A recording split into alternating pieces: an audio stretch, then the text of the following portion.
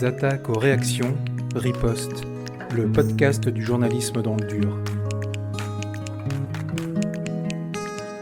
Plus que jamais, le journalisme est un sport collectif et de combat, sans grande boxe ni retouche IA.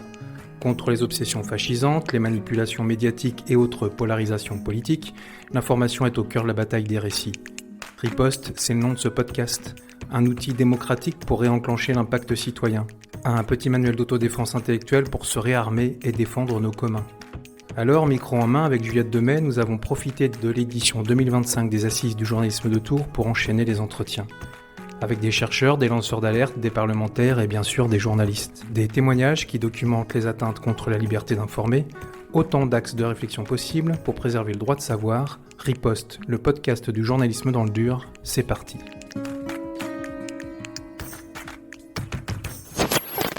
On a vu appliquer des têtes de gondole de CNews sur l'antenne d'Europe 1. On était déjà un peu colonisés. C'est vrai que la façon dont nous on le voit, ce sont des alertes qui permettent de faire vivre la démocratie aussi. Donc la moindre des choses, c'est de respecter la base, c'est-à-dire on présente des faits qu'on a préalablement recoupés et on respecte les différentes opinions tant qu'elles ne tombent pas sous le coup de la loi, bien sûr. Mais c'est hallucinant qu'on soit obligé de le dire. Et donc, il s'agit pour nous, collectivement et individuellement, de résister face à l'emprise croissante de ces plateformes qui sont structurellement toxiques.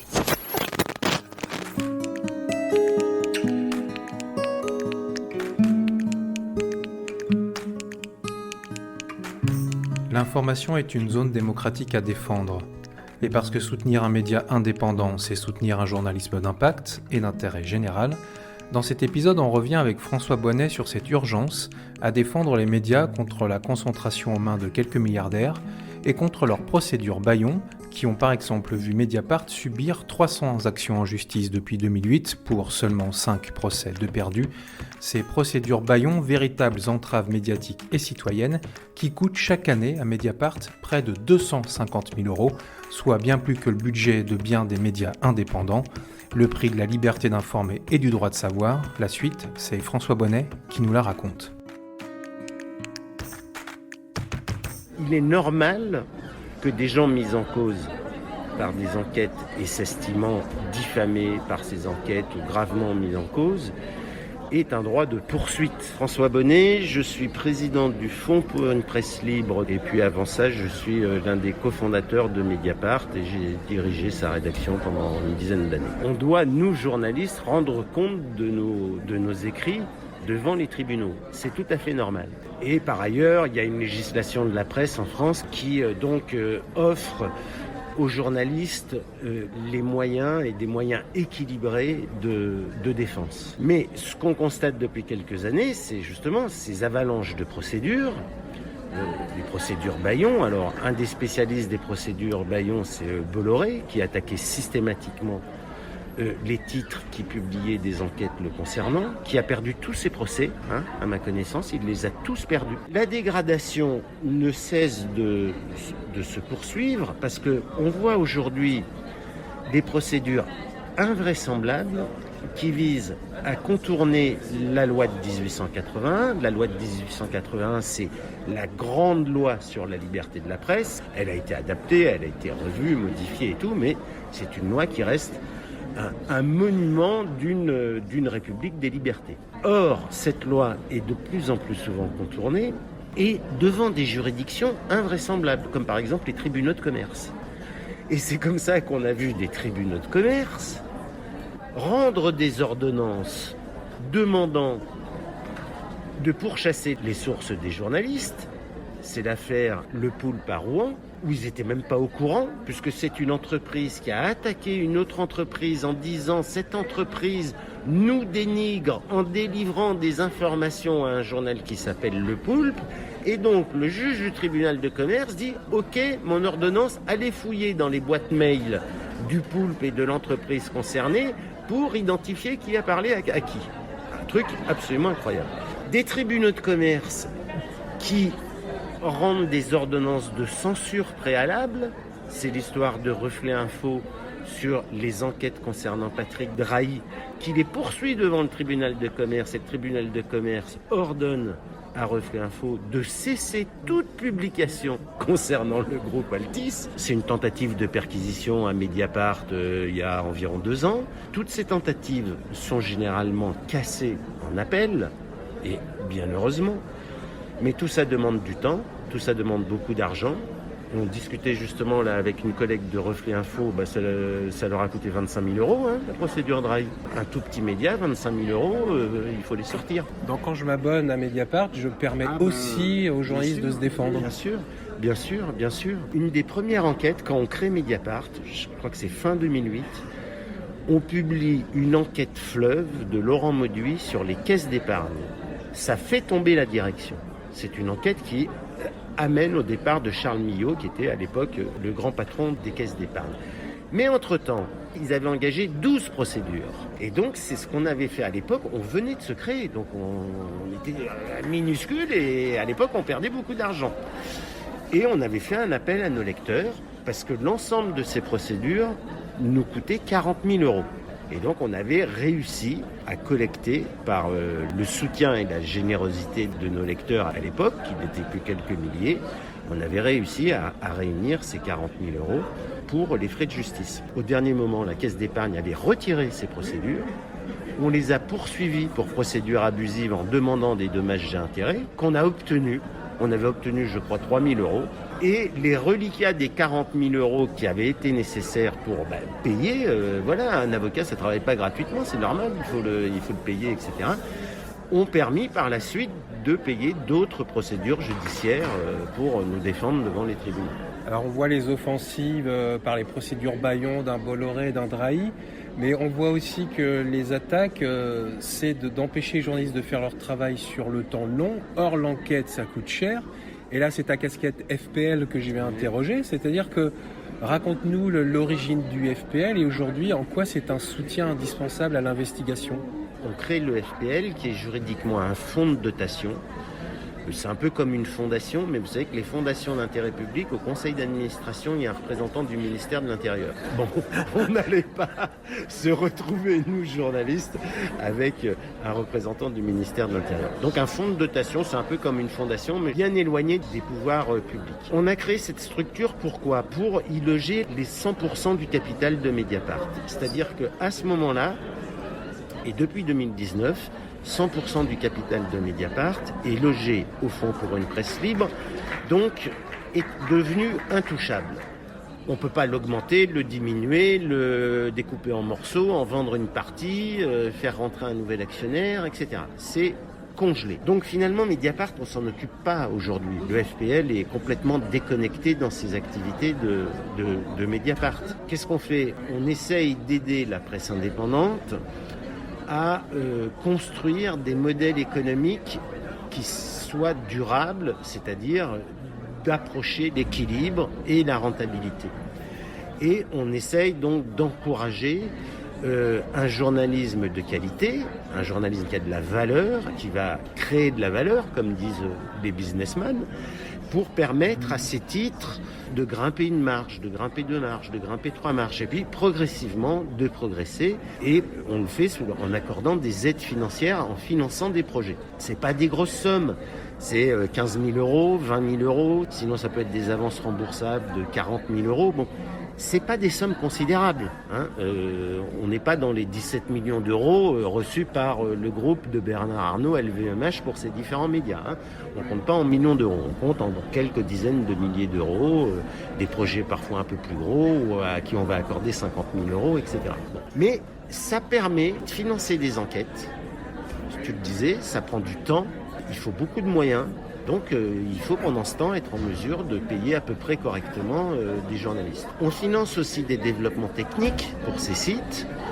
Donc on lance un appel à projet, des médias candidatent, en général on a une 50aine de candidatures par an, sur des projets qui sont très divers. On n'est pas arbitre des élégances éditoriales, on n'est surtout pas les rédacteurs en chef de la presse indépendante. Chaque titre a son identité, a ses priorités éditoriales, etc. Et quand on choisit une enquête plutôt que telle autre, je dirais on le fait plus en fonction de critères de faisabilité, d'intérêt public, d'impact, c'est-à-dire cette enquête, une fois faite, en quoi elle peut faire bouger les choses, en quoi elle peut s'installer dans le débat public, en quoi elle peut amener à des changements de notre vie quotidienne, des changements dans des manières de gouverner, des entreprises, des collectivités locales, etc., etc. Alors pour la première fois cette année, en plus de l'appel à projet généraliste qu'on fait chaque année, et qu'on fait également cette année il est doté de 150 000 €, on a fait un projet où il y a clairement une demande éditoriale, c'est on va financer de l'enquête sur l'extrême droite. Et c'est un projet qui est doté d'un peu plus de 100 000 €. On a décidé de faire ça sur un constat, c'est qu'on est beaucoup à estimer qu'il n'y a pas suffisamment d'informations sur la mouvance de l'extrême droite en général et le RN en particulier. Le RN, c'est un huis clos absolu, c'est une opacité totale, et ça, c'est qu'un exemple. Donc, le premier constat, c'est de dire, finalement, il faut qu'on aide à produire plus d'informations là-dessus. Et on l'a fait parce qu'on s'est rendu compte qu'au niveau local, il y a beaucoup de journalistes qui sont d'excellents enquêteurs, qui connaissent un peu les méthodes de travail spécifiques à l'enquête, etc., mais qui se sentent un peu isolés pour aller seul au feu, si je puis dire. C'est compliqué parce qu'on sait qu'on devient une cible. On sait qu'on va se taper des campagnes de harcèlement sur les réseaux sociaux, qu'on peut se taper des menaces physiques, qu'on peut se taper des grandes campagnes de presse. Il n'y a qu'à voir les campagnes de presse que peut développer CNews, Europe 1, le JDD, ce qu'il a fait par exemple contre le secrétaire général de Reporters sans frontières, Christophe Deloire, qui s'est tapé une campagne des médias Bolloré absolument immonde. Donc on s'est dit, voilà, un appel d'offres permettra peut-être d'aider des journalistes un peu isolés dans les régions à se lancer dans cette entreprise en ayant derrière eux un soutien du Fonds pour une presse libre, puisqu'on va apporter, en plus d'aide financière, une aide juridique. Deuxième élément, ce pourquoi on a lancé cet appel à enquête, d'une certaine manière c'est le RN qui l'a provoqué, en déposant des amendements à l'automne dernier sur le projet de budget, qui visait purement et simplement à éliminer la presse indépendante, c'est-à-dire à détruire leur modèle économique.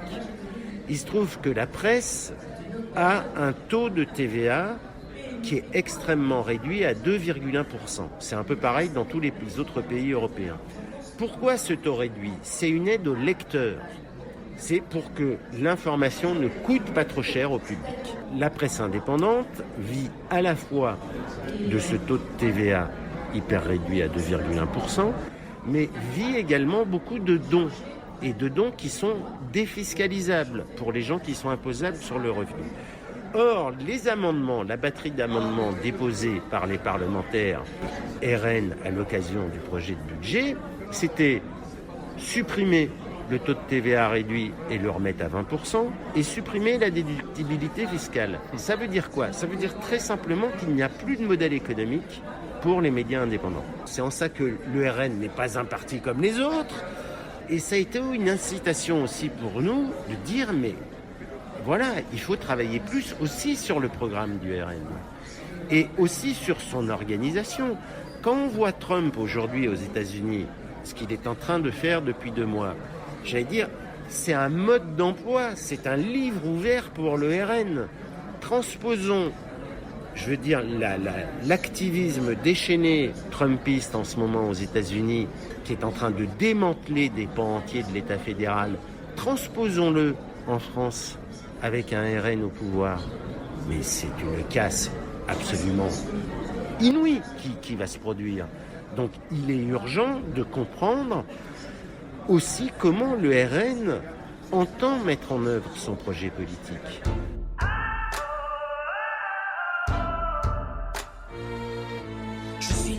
Qui casse l'ambiance en soirée. La terreur avec qui on peut même plus rigoler.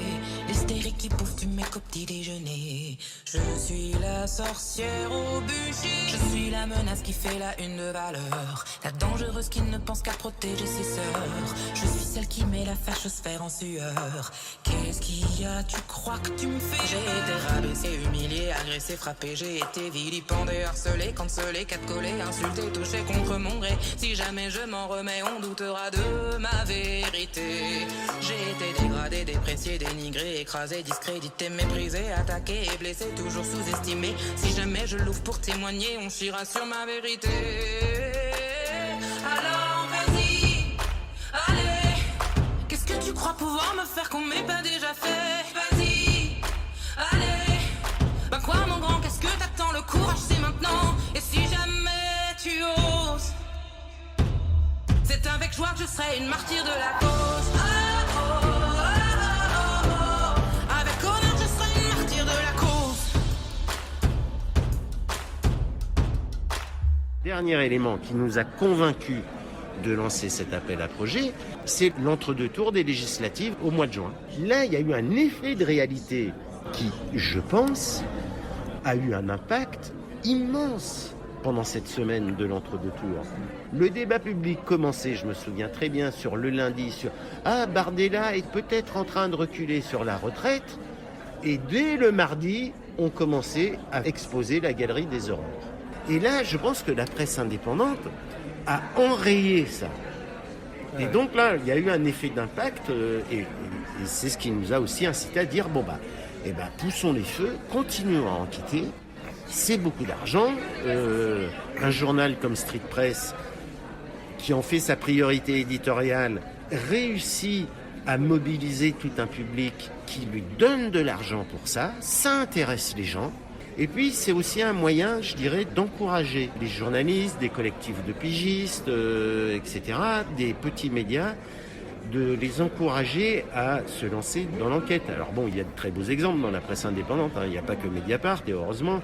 Je veux dire, il y a Street Press, il y a Splan, il y a... c'est vrai, Splan a des enquêtes d'impact qui sont absolument formidables. Et si on peut pousser les feux là-dessus, et si on peut encourager d'autres, pour certains, on l'espère, ça peut être une sorte de pédagogie ou d'apprentissage. Voilà, oui, et j'allais terminer sur ce dernier point, le FPL. C'était aussi les états généraux de la presse indépendante. Oui. C'était une manière aussi de fédérer ces médias qui se sentent seuls. Mais on sent que là, il y a une résistance aussi qui se met en place. Le problème de la presse indépendante aujourd'hui, c'est son extrême fragilité financière. Et on ne peut pas durablement rester dans cette situation. Donc il faut non pas se regrouper ou fusionner. C'est très bien qu'il y ait une multitude de médias, des médias qui ont des couleurs éditoriales différentes, qui ont des priorités éditoriales différentes. Mais il faut arriver, d'une manière ou d'une autre, à travailler ensemble, à échanger des contenus. Voilà ce que font Disclose, Splan, mais bien d'autres, sur des multi-publications dans différents médias. C'est vachement utile. La manière dont Mediapart a passé des partenariats avec Mars Actu, avec Mediacité, avec d'autres également, pour reprendre des papiers, c'est très bien. Et c'est pour ça que le portail qu'on a aidé du reste à financer, fait par Basta, le portail des médias libres, qui tous les jours montre cette diversité en proposant une sélection d'articles, d'enquêtes, de reportages, etc. par les divers médias indépendants. C'est une démarche qui est très intéressante. Il faut qu'on ait quand même des dynamiques communes qui permettent de mettre dans un pot commun des méthodes de travail, des moyens techniques, peut-être des moyens humains. En gros, de mutualiser tout ce qui peut l'être sans aller taper dans les identités de chacun et dans l'indépendance de chacun. Et c'est sur ces mots que se termine cet épisode et cette mini-série, le podcast Riposte, réalisé par Pierre-Yves Bulto avec la complicité de Juliette Demey. J'en profite puisque c'est le dernier épisode pour remercier toutes celles et tous ceux qui ont contribué à cette réflexion. Je pense à Olivier Samin, à David Colomb, à Sophie Taillé-Polian, à Elodie Nas. Je pense aussi à Marie Zafimei, à Tristan Goldbron, et puis évidemment à François Bonnet qui nous a brillamment exposé tous ces enjeux sur un journalisme d'impact et d'intérêt général. Vous pouvez retrouver ces épisodes sur la plateforme du podcast de Splan et aussi sur les bonnes ondes de Radio Campus Paris. D'ici là, portez-vous bien et surtout n'oubliez pas, en ces temps durs, on riposte. Salut, ciao.